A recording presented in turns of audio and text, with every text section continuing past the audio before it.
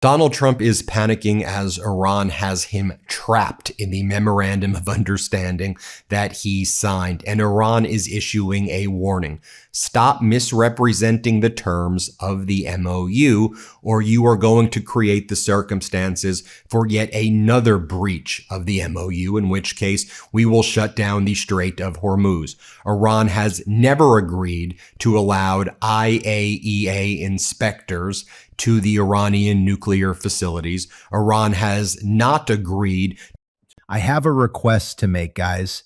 Hit subscribe, like this video right now, subscribe to the channel, and join the membership, most importantly, because we need to keep independent journalism alive. We are just 29 members on this channel right now. We need at least 1,000.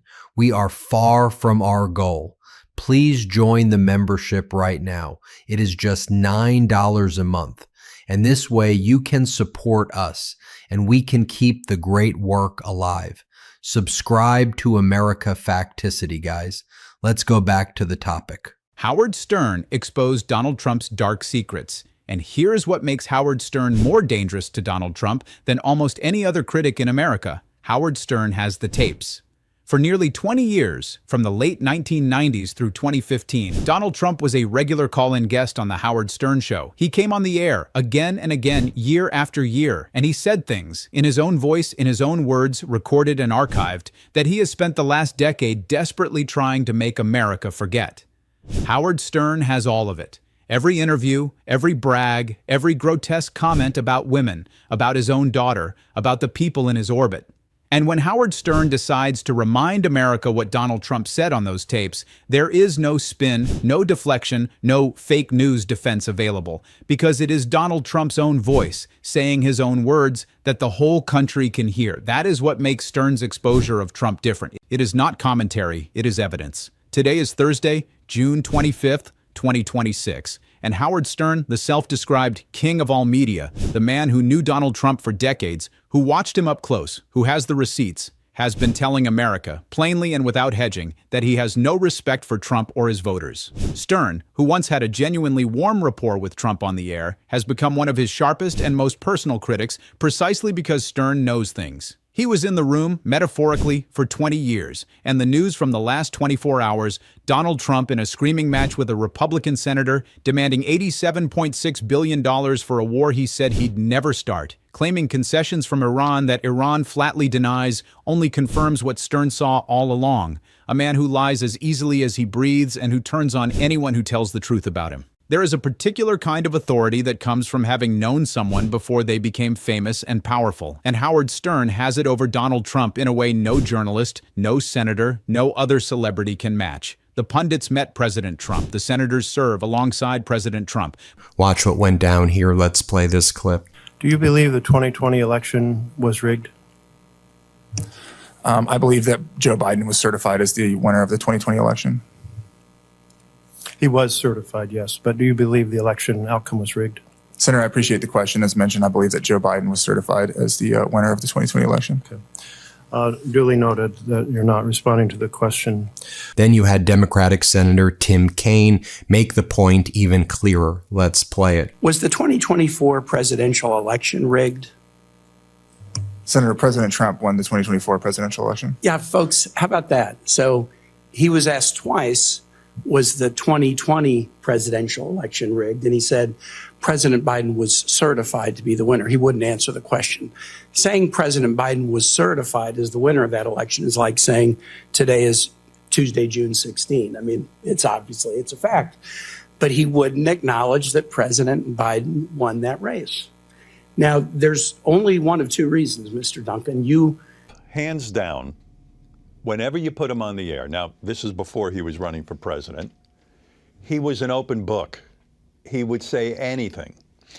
And, you know, oddly enough, during the campaign and even now, people quote these interviews that I did with him big time. I was quite surprised when they dragged out every single Donald Trump interview I had done.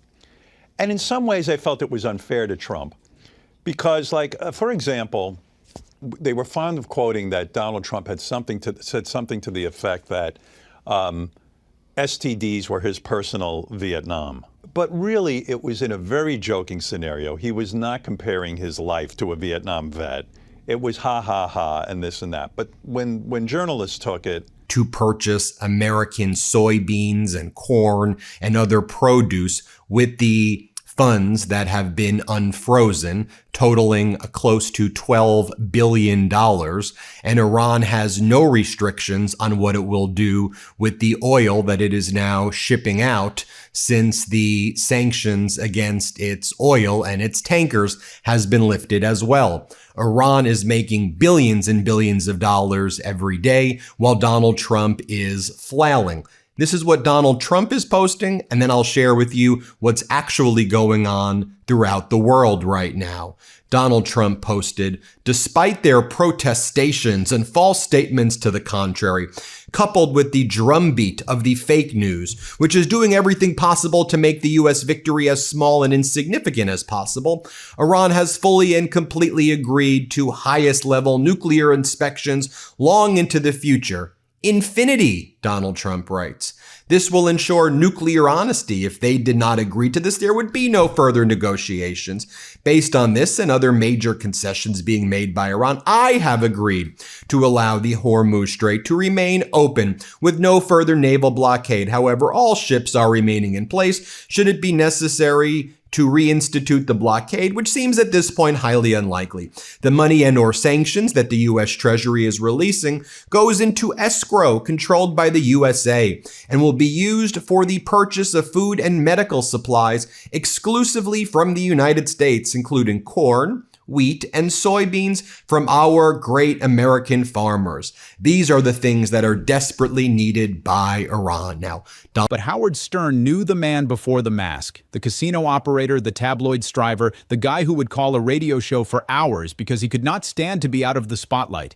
And what Stern learned in those years is that the cruelty and the lying were always there, just pointed at smaller targets. The man rating women on the radio became the man calling reporters piggy from the Oval Office. The man inflating his net worth for Stern's microphone became the man posting infinity about nuclear inspections that Iran says never happened. Nothing changed except the scale. Stern saw the seed. America is living in the shade of the tree. We're going to walk through every piece of it. Pull up a chair. There's a lot here. If you appreciate this kind of breakdown, the membership is $9 a month. Less than a coffee. No corporate parent, no FCC license to renew, no merger to negotiate with this White House. Just us and you. Jump in if you can. Share the video if you can't.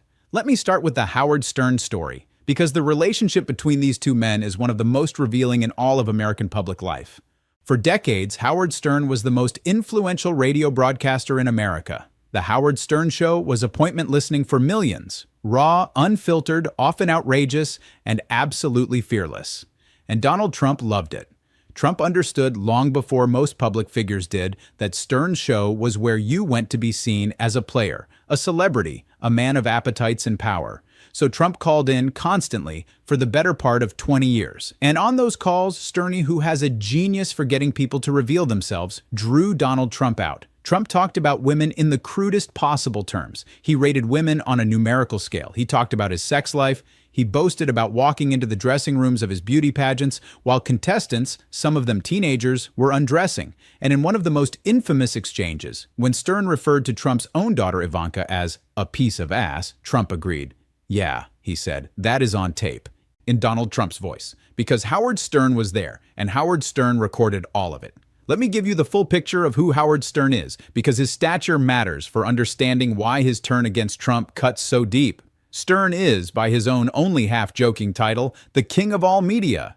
For more than 4 decades, he has been the dominant force in American radio, first on terrestrial radio, where his syndicated morning show drew enormous audiences and made him the most fined and most fought-over broadcaster in the country, and then on satellite radio. Donald Trump is lying about everything he said right there. That is not in the agreement. That is not in the sanctions waiver from the Treasury Department. And Iran is not doing that.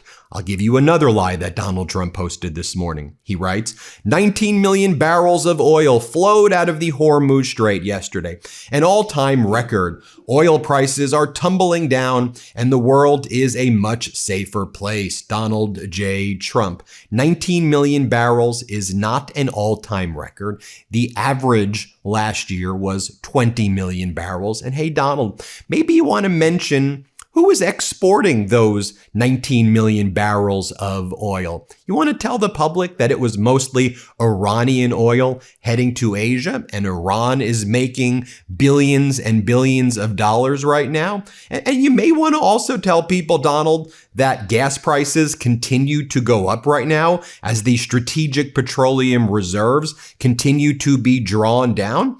I mean, sure, people know this. Why don't you take a look at what the gas prices are in Ohio? Gas prices were rising to $3.99 today. How about in Florida? Gas prices actually increased today, $3.89. How about in Michigan? $4.29. So what happened was these strategic petroleum reserves dropped another 9 million barrels to 331.2 million, which is the lowest level of volume since 1983. And it hits a point where it reaches functional tank bottom, which is why you were negotiating from the ultimate position of weakness. This is becoming the Howard Stern show. We No, but knew wait a this was second. gonna Now, happen. let me take 5 minutes for this. When you interview Howard Stern, yeah, I'm in charge here. It's my interview. Right. This is difficult for me. The mic is always hot. Completely hijacked right here. But now he has a new book. Howard Stern Comes Again. I love that. So Howard is trying to answer questions about his personal journey and his most memorable moments on air. We have to talk about Donald Trump. He's a big character in the book because He's a big character on my show. Well, that's what I was going to say. Yeah. You say one of your best guests ever. Donald Trump. Iran's Mehr news agency released a statement from the IRGC following these back and forth strikes. Here's the statement from the IRGC. The origin of the aggression against the Sirik Island telecommunications tower was targeted following the recent aggression by the invading U.S. Army against a telecommunications tower on Sirik Island in the Hormuzgan province. The IRGC Aerospace Force fighters targeted the airbase from which the aggression originated, and the predicted targets were destroyed. The IRGC Aerospace Force warned that if the aggression is repeated, the response will be completely different, and the responsibility lies with the invading and child-killing U.S. regime. So you remember our reporting over the weekend, and I saw a lot of comments saying, Ben, are your reports true? Because I'm not hearing this anywhere else. You're talking about Iran striking down 3 to 5 U.S. Aircraft, an MQ-9 Reaper, another MQ-9 Reaper, an MQ-1, that there were 5 Americans who were injured on this Kuwaiti airbase 48 hours ago.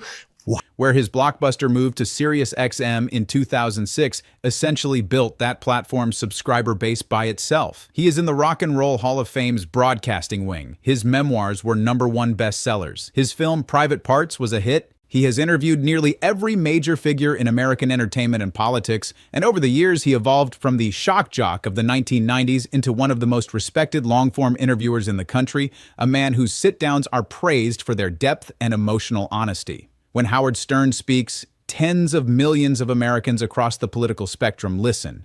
He is not a partisan operative. He is a cultural institution. And that institution has rendered its verdict on Donald Trump. The Stern-Trump relationship is so significant precisely because it spans Trump's entire transformation from celebrity to politician. In the 1990s and 2000s, Trump was not a political figure. He was a tabloid fixture, a casino and beauty pageant impresario, a punchline and a curiosity. And the place he went to perform that identity over and over was Howard Stern's microphone. Stern's show was the natural habitat of the pre-political Trump, a venue where bragging about women and money and conquest was the entire point. Trump was comfortable there. He let his guard down there. He said things there that he would never say from a podium, because in that context, with that host, saying outrageous things was the path to applause, not scandal. And Stern, the master interviewer, kept the tape rolling, which means the single richest archive of the unguarded, pre-political true self, Donald Trump, belongs to Howard Stern. These are the dark secrets, except they are not really secrets at all, because Trump said them out loud, on the radio, to the largest audience in broadcasting. They are secrets only in the sense that Trump has spent the last decade trying to bury them, trying to reinvent himself as something other than the man on those tapes. And Howard Stern is the one person who can simply hit play. During the 2016 campaign, CNN and other outlets unearthed hours of those Stern interviews, and they became a genuine problem for Trump because there is no arguing with a recording. You cannot call your own voice fake news. Stern, who endorsed Hillary Clinton and then Joe Biden and has been a vocal Trump critic ever since, holds a unique kind of power over Donald Trump, the power of the archive. He knows exactly who Trump is because Trump told him on the air for 20 years. Subscribe and share the video if you appreciate this kind of breakdown. And what makes Stern's turn against Trump so devastating is that it is personal, and it is rooted in disappointment, not mere politics. Stern has talked about this openly. He and Trump were friendly. There was a real rapport. Stern has said that the Donald Trump he knew on the radio, the brash, funny, attention-hungry celebrity, was a different creature from the man who became president. Stern endorsed Hillary Clinton in 2016, and after that, the friendship was over. Trump characteristically turned on him, but Stern's critique has never been just partisan. Senator, I don't have an estimate in front of me, but we're always working to optimize staffing levels. Well, I have an estimate from the Partnership for Public Service. They're a nonpartisan entity. They say just that process of having to go through rehiring the same people that were fired cost the taxpayer $12 million. That doesn't sound more efficient to me. Mr. Duncan, your boss at OMB, Director Vogt, has said, quote, when civil servants wake up in the morning, we want them to not want to go to work because they are increasingly viewed as the villains. He went on to say, and I quote, we want to put them in trauma, unquote. Do you see merit-based civil servants as the villains? Senator, first, Director Vogt has addressed that quote multiple times in this committee. I'm asking you what you believe. Do you believe civil servants are the villains? As I mentioned in my testimony, I think the OMB civil servants, who are the ones I work most closely with, as well as Director Vogt, who has a wonderful relationship with those civil servants, are among the best and brightest in the federal government. Excellent. So you don't want to put them in trauma, do you? Senator, that quote you're referring to, Director Vogt has addressed, is related to certain bureaucracies in the federal government. It's just a question for you, not for Mr. Vogt. Do you want to put federal employees in trauma? Yes or no? Senator, you're directly I'm asking referring what to your view is. Do you think it's a good idea to put federal employees in trauma? I work very well with the civil servants at OMB. The quote that you're referring to was a reference to weaponized bureaucracies. Mr. Duncan, I'm asking you right now what your view is. Do you want to put federal employees into trauma? Yes or no? Senator, like I said, I completely support the civil servants that work at OMB. And that quote that you're referring to has been taken out of context. I was and has been addressed by the director up here. So it's interesting you don't want to provide a you know, I haven't seen you since Trump got elected, oddly enough. Yeah, I think we've seen each other. No, I don't think really? Since that. And, you know, obviously the show is very Trump-oriented when you do your thing because it's what people are talking about. It's all anybody talks about. Right. It's almost like no other news is happening. Well, he's the biggest news that's happening. He's the biggest news. So I'm imagining, because I see it on my show, if I say anything slightly negative about Trump, slightly negative, fans will call in and go, would you fucking stop talking about politics? Right. Would you cut this shit already? Everyone thinks. Even the New York Post right now, Rupert Murdoch's rag is mocking you. This is what the New York Post did. It's a fairly racist cover. They said Iran getting $10 billion oil boost from U.S. before signing a full nuclear deal. Easy mullah. Even Murdoch is attacking you right now. This is what Iran is saying right now. This is from Iran's President Pezeshkian. The effectiveness of the talks depends on full commitment to the agreed obligations and their precise implementation. Progress on this path will be measured by practical adherence to accepted responsibilities. Statements outside the agreed text do not help advance negotiations. In other words, we are reducing everything to writing because we know you lie about everything, Donald.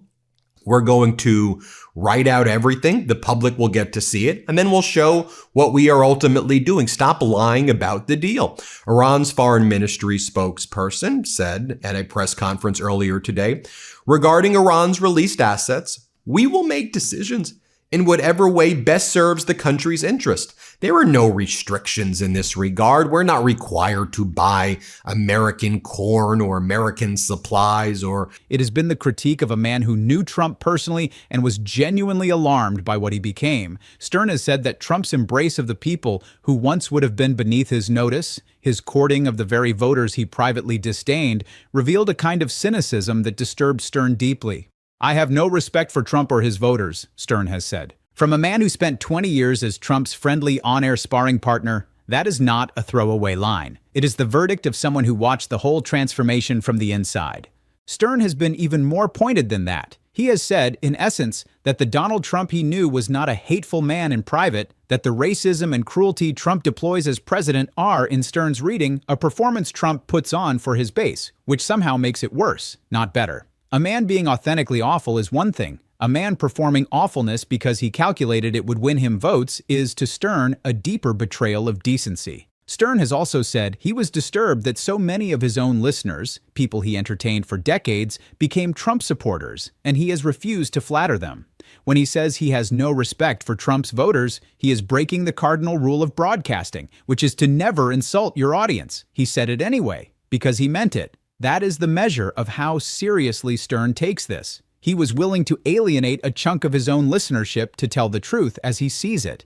And it is worth remembering, Donald Trump once craved Howard Stern's approval more than almost anyone's. He called in for 20 years because Stern's validation meant something to him. Stern was, for a long time, exactly the kind of media King Trump wanted to be liked by. So when Stern turned eye, when the king of all media looked at his old friend and said, "I have no respect for you," it landed somewhere Trump's other feuds do not reach. This is not a critic Trump can dismiss as someone who never knew him. This is the guy who knew him best in his most unguarded years, saying, "I saw who you were, I have it on tape, and I am ashamed of what you became." And Donald Trump knows exactly how dangerous Howard Stern is to him, which is why Trump has been lashing out at Stern publicly. Trump has gone after Stern by name, lumping him in with the late-night hosts he wants silenced, declaring that talk show hosts like Howard Stern and Stephen Colbert are next, part of his ongoing campaign against the media figures who refuse to bend the knee. Think about what that means. The President of the United States publicly threatening a radio legend because that radio legend has both the credibility of a personal friendship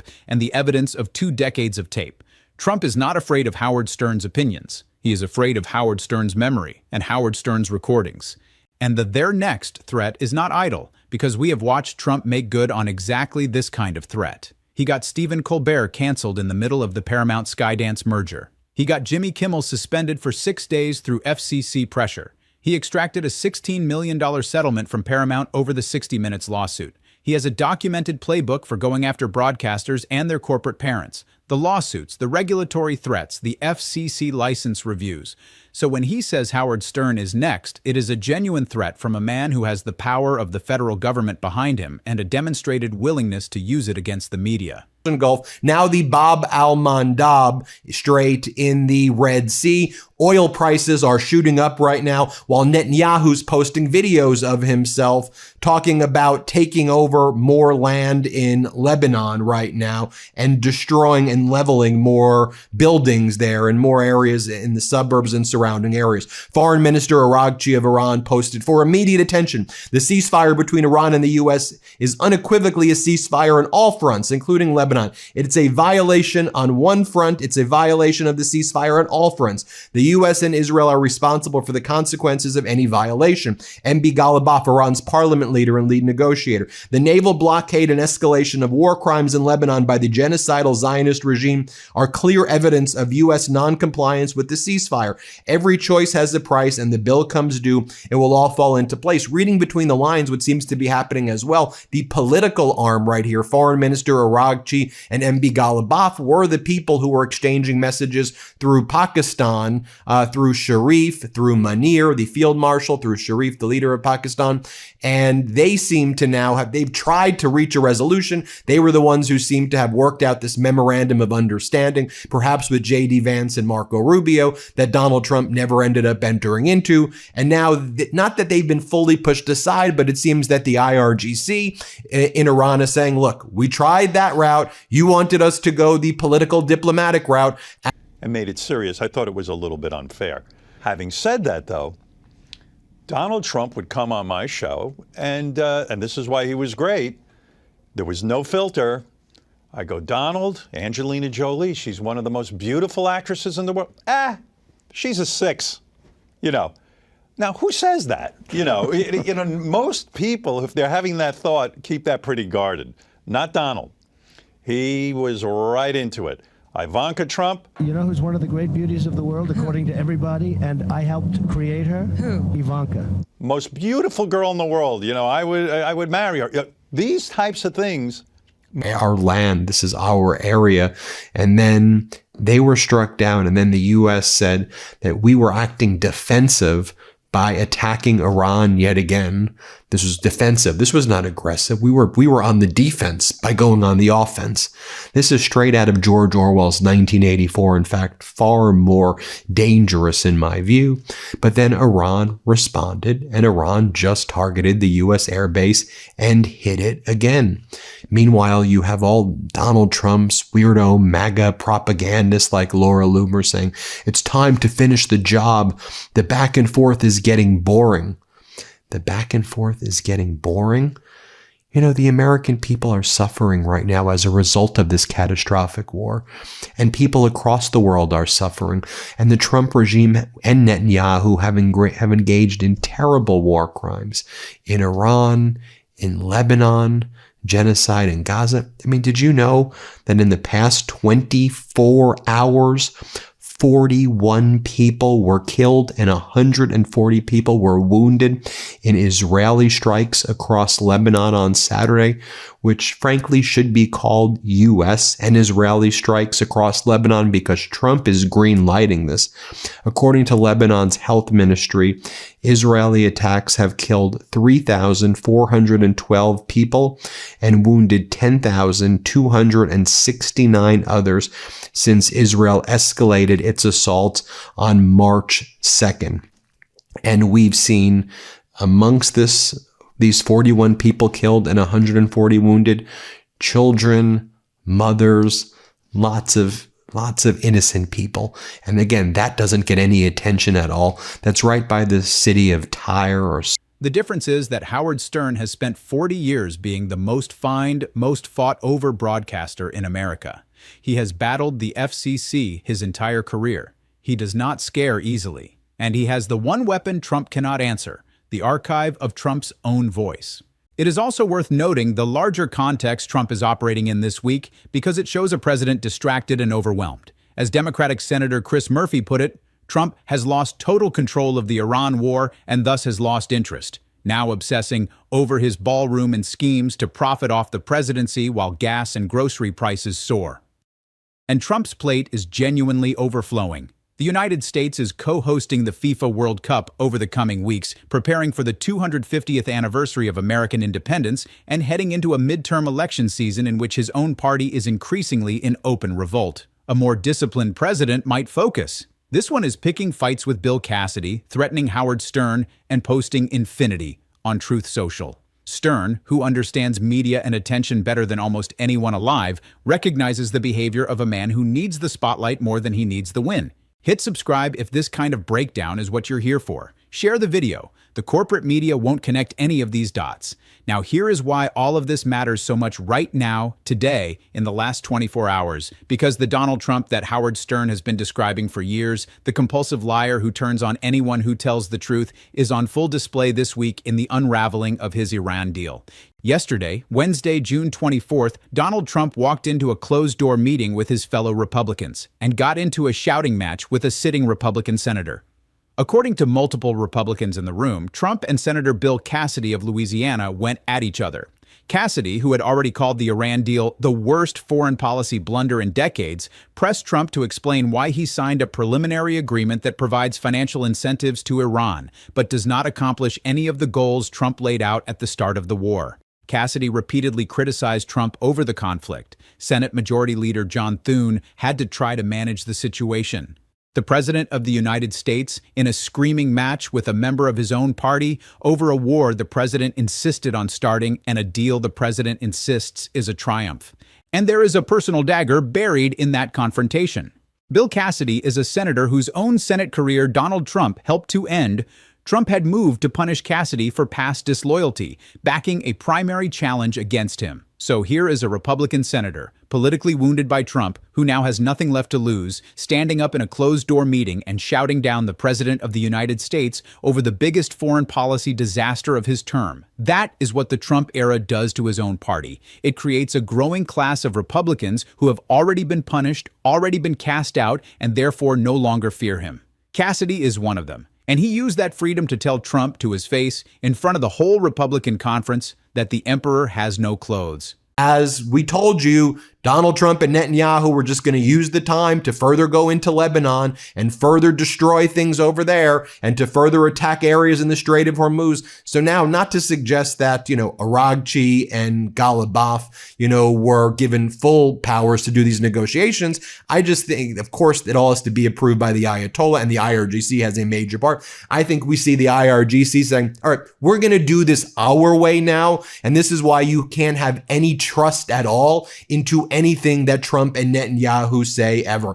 Iran's military central headquarters through the IRGC just issued this stern warning as well. Netanyahu's latest threats against the Daya area in the suburb area near Beirut violate the ceasefire. Should he proceed, residents of the northern occupied territories in the area that the northern occupiers are referring to areas that Israel considers Israel, that in Palestine and Iran, they say these are the occupied areas, that these areas must evacuate immediately to avoid direct consequences. In other words, Iran will be shooting into Israel immediately. Iran's IRGC spokesperson over here warns Israel's northern areas, abandon right now, evacuate, we're going to be striking there. Iran's highest military command, Qatem al-Anbaya, warns it will directly strike northern Israeli territory and military settlements if Netanyahu carries out his just announced strike on Beirut, and they're now urging residents to immediately leave the area in northern Israel. Netanyahu told everyone, and it is just beyond fathomable what's going on there every single day. And so Kelly Myers, reporter, she tried to ask Hegseth a question. She was there with Hegseth.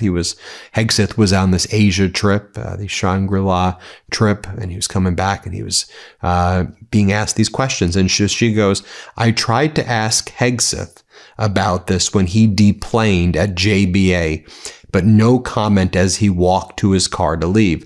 This is what we're learning. We reported on this 3 days ago. 5 U.S. national service members and contractors reportedly injured by, quote, falling debris from intercepted Iranian missiles on the Ali al-Salam air base in Kuwait. Falling debris. They think we're the stupidest people. I'm sure that's what happened. It was the falling debris. No, what happened was the U.S. targeted Iran.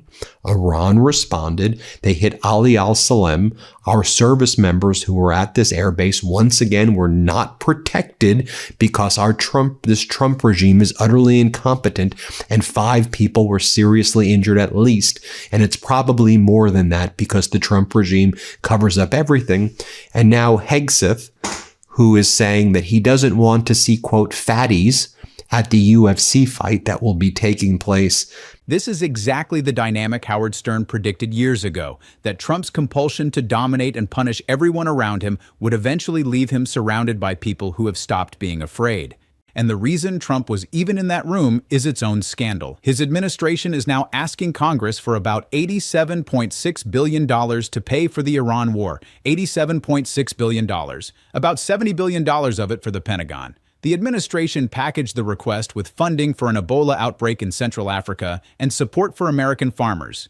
The same American farmers whose soybeans, under this deal, Iran is supposed to buy with its unfrozen assets. So the bill is, spend $87.6 billion on the war, Then give Iran back its money so Iran can buy the farm products from the farmers you also need emergency funding to support. This is the art of the deal. This is what Howard Stern saw 20 years ago, a man who sells the appearance of winning while the actual numbers never ever add up. Stern listened to Trump brag on the radio about being a brilliant deal maker, a financial genius, a man who always came out on top. And Stern, who is genuinely shrewd about money and media, could hear the gap between the boast and the reality even then. The $87.6 billion war that ends in a soybean coupon for Iran is the boast and the reality finally colliding in plain view. And then there is the lying, which is the thing Howard Stern understood about Donald Trump better than almost anyone. On Tuesday, Trump made a massive claim on Truth Social that Iran had fully and completely agreed to highest-level nuclear inspections long into the future, infinity. Infinity with 3 exclamation points. He said this would ensure nuclear honesty. There was just one problem. Iran flatly denied it. Iranian Foreign Ministry spokesman Esmail Baghaei said Iran had not agreed to let inspectors examine its damaged nuclear sites and had made no new commitments. Iran said its work with the UN nuclear watchdog would simply continue under the current procedures, meaning nothing new had been agreed at all. CNN ran the story under a blunt headline. Trump keeps claiming Iran made concessions, and Iran keeps denying them. Trump claims infinity. Iran says nothing changed. And as CNN noted, given the Trump administration's own long record of false claims, including claiming last year's strikes had obliterated Iran's entire nuclear program, a claim U.S. intelligence did not support, it is genuinely unclear whom to believe. And it gets worse because the concession Trump is bragging about may not even be a concession at all. As CNN pointed out, the IAEA, the UN's nuclear watchdog, already had limited access to Iran before any of this. So merely being allowed in is not by itself a step forward. And fuller inspections were a major piece of the Obama administration's 2015 Iran deal, the deal Donald Trump tore up in his first term, calling it the worst deal ever made. So Trump destroyed an inspection regime in 2018, fought a $100 billion war. You have either fallen victim to the conspiracy mindset that says that that election was rigged. And if you're a conspiracy theorist, you shouldn't be let anywhere near the position you've been nominated for. Or, you know, President Biden won the election, but you're afraid of making an insecure president mad by acknowledging that fact. You answered so easily when I asked you the question about 2024. You didn't fight, you didn't evade, you didn't obscure, you didn't try to end run. You said President Trump won the election, which he did. He won the popular vote. He won the Electoral College. The answer was just as simple about 2020. The fact that you were unable to give the simple answer about 2020 raises real serious questions about you. Let me ask you this. Then we move on to Democratic Senator Blumenthal, who was cross-examining one of Donald Trump's pick, Bartholomew, about the same types of questions. Here, let's play this clip right here. Yes. So let me test your independence. That are with us. But don't the Democrats and various seemingly unpatriotic Republicans understand that this is much tougher for me to properly do my job and negotiate when political hacks keep negatively chirping at levels never seen before over and over again, that I should move faster or move slower or go to war or not go to war or whatever? Just sit back and relax. It will all work out well in the end. It always does, DJT. Is that the most pathetic damn? Most people, certainly politicians, don't say. Well, no question about it. Do you feel that in some way you helped make him president? Absolutely. Because Donald would come on my show. I mean, look. Does it make you feel bad or good? Well, look, I did not vote for Donald Trump. I go into great lengths in this book, and I think people will be interested in this. Hillary Clinton, you know, like in Moby Dick, I was chasing her. She was my obsession. I wanted to see Hillary Clinton win. And I thought if she had other produce from American farmers, we're not doing that. Iran's foreign ministry spokesperson also said, we have no plans for the IAEA to inspect Iran's nuclear facilities that were damaged as a result of the enemy's aggression. We have not had any meeting with the Director General of the IAEA. And one of the most basic explanations of who's telling the truth here is that right there, which is, where is the Director General of the IAEA?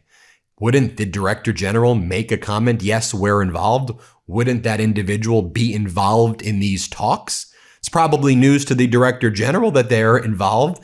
There's no representation at the technical talks taking place of IAEA. They were not invited to Switzerland. So you have that going on at the foreign ministry spokesperson level. You have the foreign minister, Araghchi, and MB Ghalibaf. They were in Muscat, Oman. And then Araghchi and Pezeshkian, the president of Iran, then went to Pakistan. I'll tell you what went down there.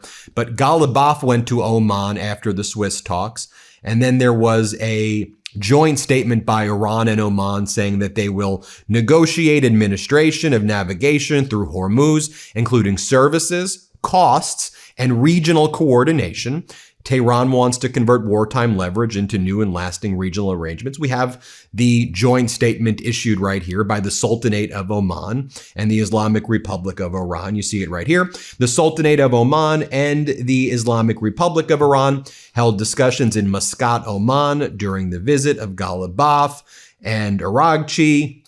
They reaffirmed their support of their sovereignty over the territorial waters. They both said that. And then they said future administration of navigation and the services that will be provided in this regard and the costs associated with them in accordance with international standards. Also, when you read the MOU clearly says, and is now claiming infinity, victory for getting back something less than what Obama already had. While Iran says he didn't even get that. This is the Trump method in its purest form. Claim the biggest possible win, attach exclamation points, dare anyone to check, and count on the fact that the lie travels faster than the correction. Howard Stern watched Trump run that exact play for 20 years on the radio. The biggest, the best, the most, nobody's ever seen anything like it. And Stern knows better than anyone that the bravado is the tell. The louder Trump shouts that something is infinity, the more certain you can be that the reality is close to zero.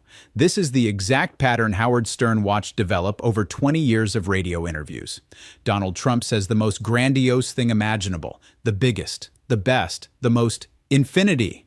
And the truth turns out to be something much smaller. Or nothing at all. Stern had a front row seat to the Trump method for 2 decades. He heard Trump inflate every number, exaggerate every success, brag about every conquest. He knows that infinity is just the latest version of a sales pitch Trump has been running his entire life. And he knows, because he was there, that behind the bluster there is very often nothing at all. If you're getting value from this breakdown, the membership is $9 a month, less than a cup of coffee, and it fuels independent journalism while the corporate networks settle lawsuits and cancel the hosts who tell the truth. Jump in if you can, share the video if you can't. And Trump's response to being doubted is exactly what Stern would have predicted. When reporters pressed him on the Iranian denials, Trump snapped, "They're wrong, they know they're wrong, they told us inside, and we have it down 100% inspections." Trust me, in other words, no evidence. Just, we have it down 100%. And then, the tell that reveals everything about how this man handles dissent. Trump said Tuesday that anybody that's been critical of the Iran deal has to be educated, even if they're friends of mine. Has to be educated. Even friends. That is the voice of a man who cannot tolerate disagreement, who treats every critic, even allies, even friends, as a problem to be corrected. It is the same instinct that made him turn on Howard Stern the moment Stern endorsed Hillary Clinton. Friend or not, the moment you stop agreeing, you become an enemy to be educated or destroyed. Stern learned that personally. The whole Republican Party is learning it now. Now let me walk you through the rest of this week because the cumulative picture is staggering. Last Wednesday, June 17th, Trump signed the U.S.-Iran memorandum at the Palace of Versailles. At the G7, when reporters suggested he was setting up his own vice president to take the blame, Trump said out loud, "If it works out, I'm going to take the credit. If it doesn't work out, I'm blaming JD." That same day, he called former President Barack Obama a stupid son of a bitch on camera after Obama had gone on NBC's Today Show and calmly observed that the war left America back where we were before we started the war, except maybe a little bit worse off. Obama's presidential center opened in Chicago last Thursday. Thing you ever seen a president of the United States, right? It makes it so much more difficult with all this chirping. Can you please stop? Just relax, just chill out. You said back in March you were going to get a ceasefire. You said there would be a peace deal in March. Now Americans are suffering more than ever. People are needlessly dying abroad because of your sick and disgusting actions. And it makes me so utterly livid this morning and always, but particularly this is is just making me so damn angry because we have an idiot in the White House who doesn't know what the hell he's doing, who's letting Netanyahu run all over him, who cannot make a deal for the life of him, and who just posts these things on social media while the people in my country and the people abroad are just suffering, and it makes me so damn angry. Our editor-in-chief, Ron Filipkowski, writes, maybe if he hadn't been telling us for 3 months that a surrender deal with Iran was imminent, he wouldn't have to post at like 1:02 a.m. that he has no idea how to get out of this war while accomplishing anything meaningful. And then an NBC reporter, Garrett Hack, reached out to Donald Trump and says, Trump tells me he's not heard from Iran on reports they're suspending talks with the U.S. But if true, Trump told me, I think it's okay. I think we've been talking too much if you want to know the truth. I think going silent would be very good. And that could be good for a very long time. It doesn't mean we're going to go and start dropping bombs all over there, he continued. We'll just go silent. We'll keep the blockade. Blockade is a piece of steel. I think I can wait as long as they want. They're losing a fortune. It's an appropriate thing that they're doing. So Garrett Hack says, I asked him, what do you think about Iran's negotiating tactics? And Garrett Hack, the NBC reporter, goes, Trump told me he respects it. It's an appropriate thing to say by the Iranians because they're better negotiators than they are fighters.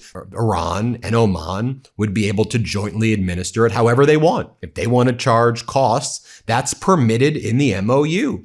Now, as I noted before, you have dozens of tankers leaving the Strait of Hormuz, but the first armada of oil right now, it's Iranian oil. Over a dozen tankers laden with Iranian crude steaming east following the end of the U.S. blockade. Iran was ready to go with all of its ships, and it's pushing out dozens and dozens of ships right now. Let's talk about what Pakistan is saying right now. What happened? So after Araghchi visited Muscat, Oman, you see they're making strategic moves right now in Iran. They then go to Pakistan. They meet with Prime Minister Sharif. And here's what Prime Minister Sharif, the mediator, okay? Again, going back to the mediator. What does this is who the U.S. wants to mediate the dispute between the U.S. and the war, or the surrender by the U.S. and this catastrophic war against Iran. It's this guy, Prime Minister Sharif. It's also Field Marshal Munir. But here's what, and Qatar has been involved. But here's what Sharif says. There cannot be a double standard where some countries can have ballistic missiles and Iran should not. You cannot digest this kind of duplicity. In other words, the mediator says Iran gets its ballistic missiles. The mediator, the Prime Minister of Pakistan, Sharif, also says there are spoilers all over the world who want to scuttle this peace deal. They don't want the Iranian nation, a great nation, to come out of the ashes of war and touch the zenith of glory, referring to Israel. Sharif then says the MOU does not mention ballistic missiles. He also says, I'm very grateful to the Iranian leadership for having trust in Pakistan's ability to mediate with honesty. I want to assure you that as brothers, we will never let you down. We offer our deepest condolences on the killing of innocent Iranian brothers and sisters, including children whose numbers have reached into the thousands. Please convey my warmest regards to His Eminence, the Supreme Leader, Ayatollah Mojtaba Khomeini. Thanks to his leadership, Iran has been able to achieve this MOU. As a result, a ceasefire with dignity and honor. Over the weekend, Vice President J.D. Vance led talks in Switzerland alongside Steve Witkoff and Jared Kushner. The first round wrapped Monday with a 60-day roadmap. Treasury Secretary Bessent issued a 60-day waiver authorizing Iranian oil sales. Vance proposed unfreezing Iranian assets so Iran could buy American soybeans, corn, and wheat. Jared Kushner reportedly devised the plan. 2 members of Congress blasted it. The regime, they said, has been gifted sweeping sanctions relief it has dreamed of for decades. And while Vance was negotiating, Trump called into Fox News and threatened to blow the est out of Iran, telling the Iranians, "You won't even make it back to your fucking country?" and calling the entire deal just an option. Republican Senator Bill Cassidy called the deal the worst foreign policy blunder in decades, writing that Reagan is rolling over in his grave. Republican Senator Tom Tillis said, $100 billion has been spent since the first kinetic strike. We've lost 2 F-18s. And now, this week, the shouting match, the $87.6 billion request, the infinity claim Iran denies. There was one fragile bright spot. For the first time since the war began on March 2nd, UN peacekeepers in southern Lebanon recorded a full day without rocket fire. Oil prices eased. gas fell to around $3.94 a gallon. But the cost remains staggering. $100 billion, 13 American service members dead, more than 3,800 killed in Lebanon, the Strategic Petroleum Reserve at its lowest since January 2024.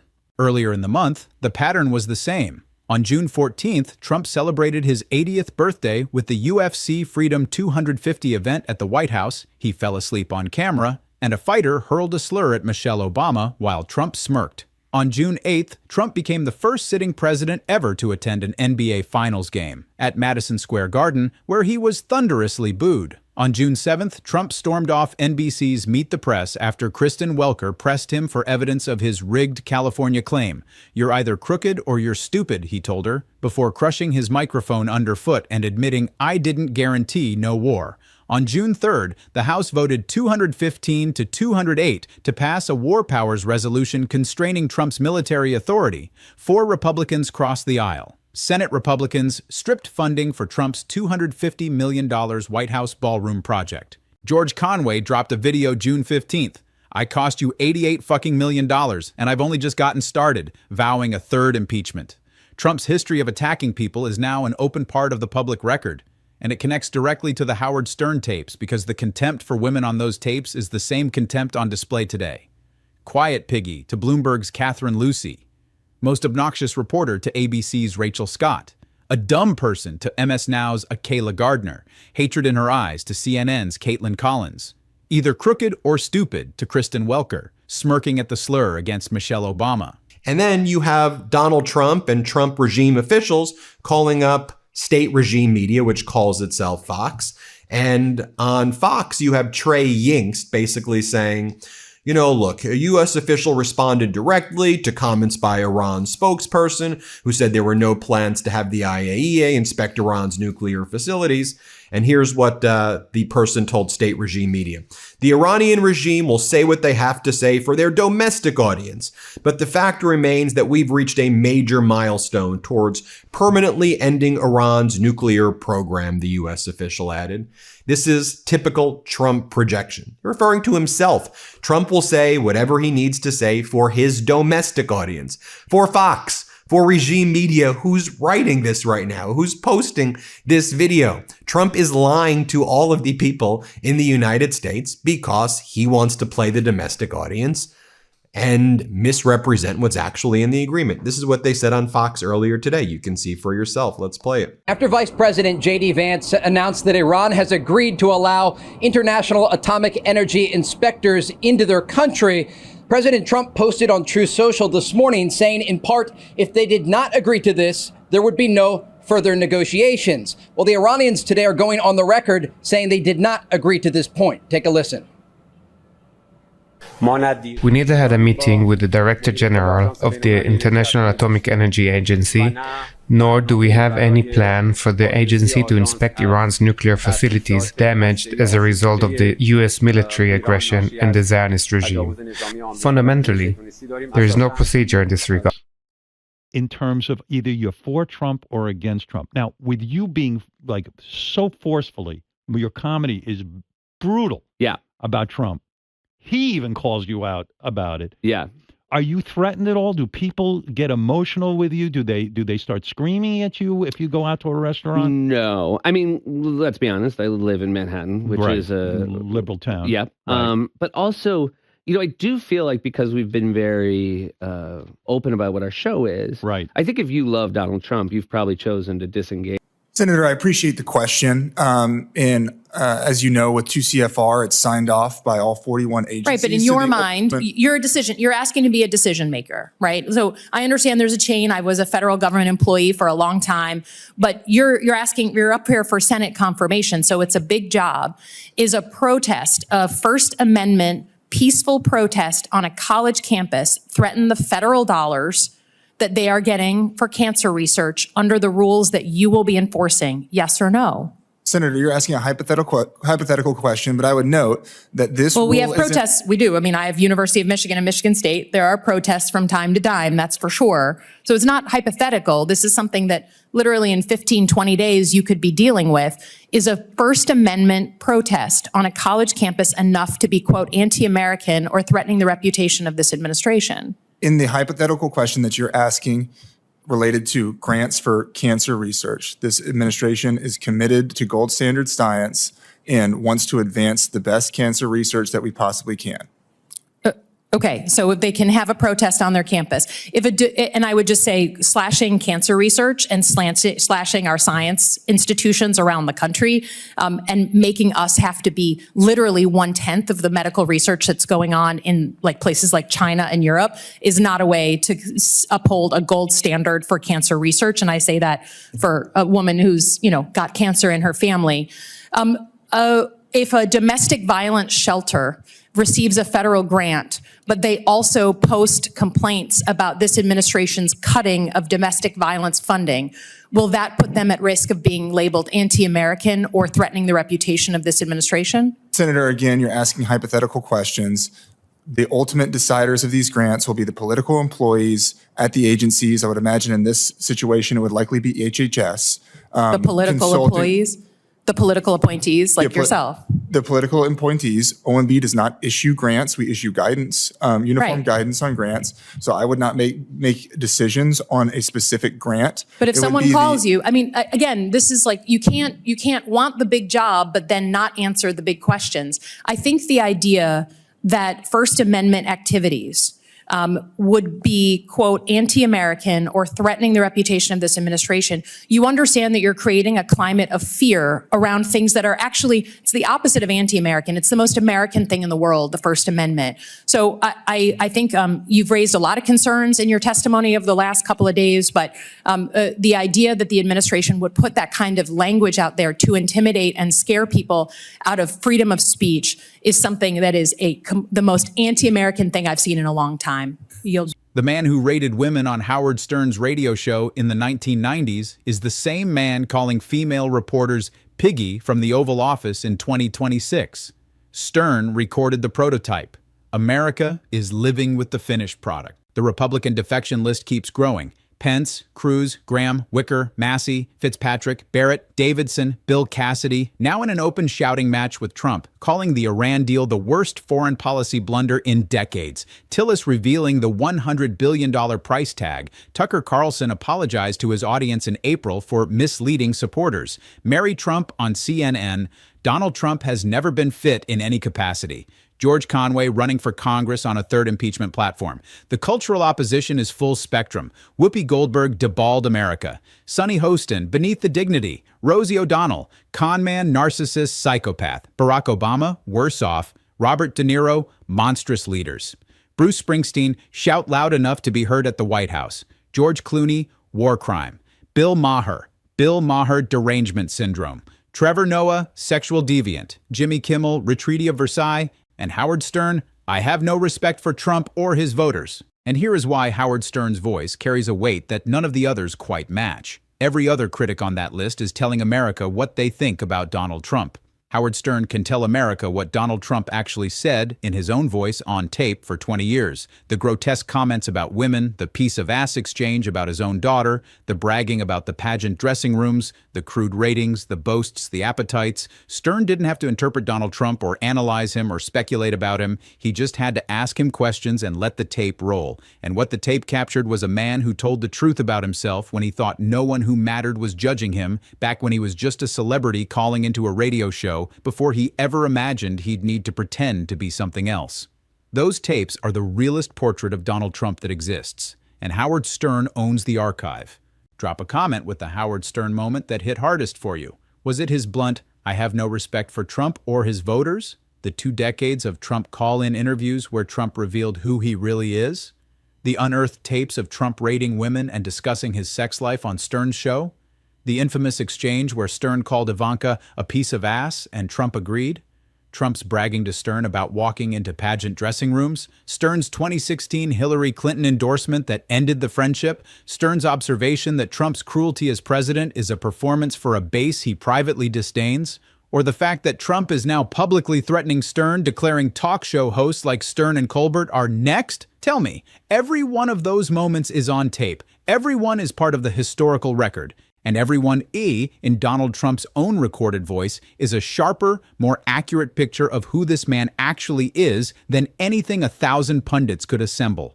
because the most damning witness against Donald Trump has always been Donald Trump. Direct answer. So listen.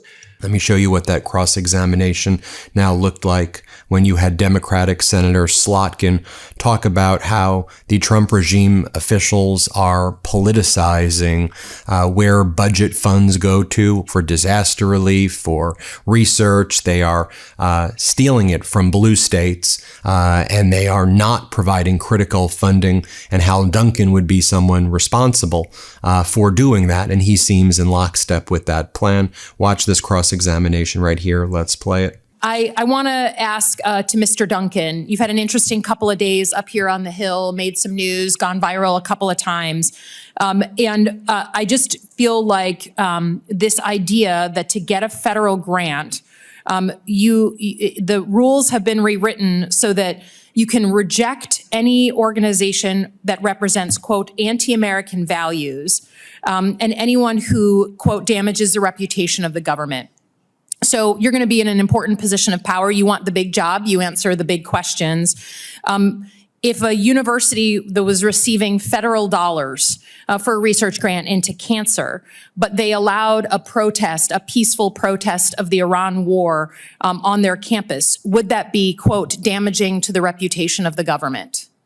Amazing day. I mean, the day has to start early. Well, today, the next 3 days will be crazy because we can't write ahead of time. Like, there's going to be impeachment hearings all day today, all day tomorrow, all day Thursday. Yeah, so what do? We basically watch and write in real time. Do you ever think like the president of the United States is going to try to get you? I feel like he's angrier about SNL now than me. You know what I mean? Yeah, but he's angry with you. He's tweeted about you. He has, but not for a while. I think like Now, additional issues that have Donald Trump and his regime panicked. The Defense Department, which unlawfully calls itself the Department of War, is running out of money. U.S. Deputy Secretary of Defense Steve Feinberg has informed congressional appropriators the Pentagon will now require $80 billion in supplemental funds to cover the cost of the Iran war. But I thought you guys said it only cost $20 billion. No, it's got hundreds and billions of dollars, probably in the trillions. We're learning this as well, that the purported American pilot of the U.S. Air Force F-15E Strike Eagle that was shot down over Iran in April, requiring that purported mission near Isfahan, said that when he was in the air, there were multiple Iranian drones hovering in the air, moving as one in a formation that resembled a jellyfish. Four sources familiar with the matter told CNN. Multiple drones interconnected and moving as one, with smaller drones below the bigger drones like legs. A source familiar with the pilot's account said, "Real alien shit." Another source described what the pilot witnessed as a minefield of drones in the air before that F-15 was downed. And this has people in the Defense Department very, very nervous right now. So with all of this going on, what else is the Trump regime doing? You've got Marco Rubio further threatening Cuba.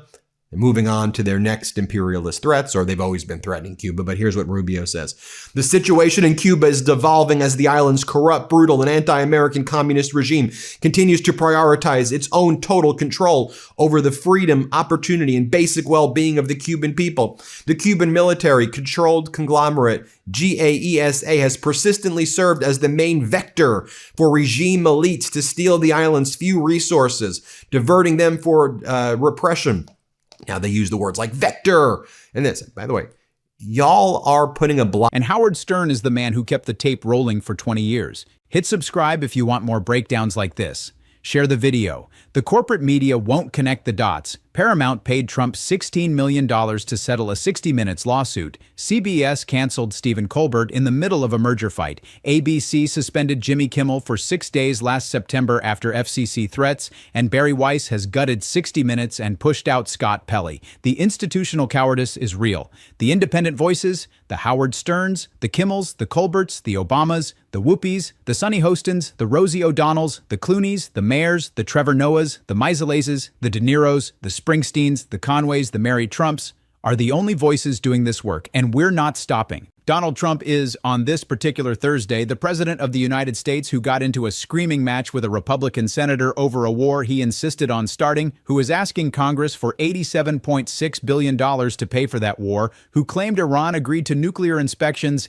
into the future, infinity, while Iran flatly denies agreeing to anything new, and who says anyone who criticizes the deal, even friends of mine, needs to be educated. He is the president who called his predecessor a stupid son of a bitch, smirked at a slur against a former first lady, fell asleep at his own birthday party, got booed out of Madison Square Garden, and ended a $100 billion war with a deal to give Iran back its money so Iran can buy American soybeans.